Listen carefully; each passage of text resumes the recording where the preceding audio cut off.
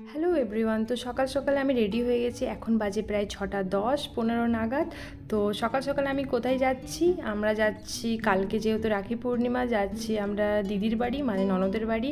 তো সকাল সকাল বেরিয়েছি কারণ আমাদের ট্রেন ছিল 7:45 নাগাদ। তো আমাদের স্টেশনটা যেহেতু একটু দূরে, তো একটু তাড়াতাড়ি বেরোতে হয় আর কি। তো আমরা পৌঁছে গেলাম মোটামুটি 7:15-20 করে আমরা স্টেশন পৌঁছে গেছিলাম। আর ট্রেন ছেড়েও দিয়েছে, ট্রেন সঠিক সময়ে ছিল, তো কোনো অসুবিধা হয়নি। ট্রেনে ওঠার আগে আমরা টুকটাক জিনিস কিছু খাওয়ার কিনে নিয়েছিলাম, কারণ সকালবেলায় ভোরবেলা কিছু খেতেও ইচ্ছে করে না, ওই জন্য লেস কেক এইসবও মানে নিয়েছিলাম আর কি।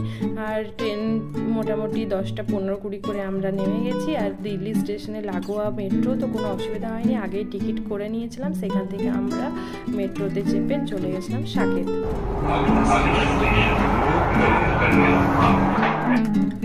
আর সেখানে গিয়ে দেখি জিজু এসছে আমাদের পিক আপ করতে। তো আজকে ব্লগটা